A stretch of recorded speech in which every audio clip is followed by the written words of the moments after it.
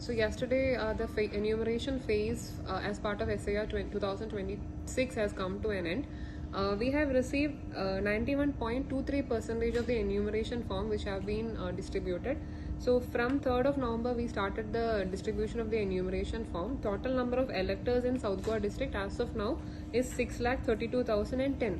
So this many number of enumeration forms have been distributed, and out of that 5,76,583 forms have been returned, and it has been digitized, verified and digitized.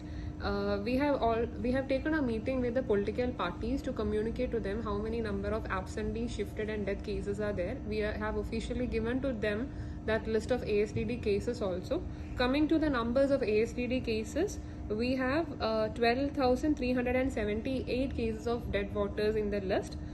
We also have untraceable or in absent category 17,918 cases. We have permanent shifted category mean to 23,080 voters, and in others we have around 968.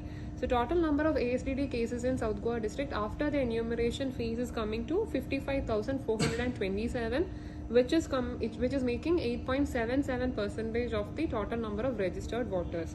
So total number of enumeration form which have been verified and digitized is 91.23%, and total number of ASDD cases is 8.77%.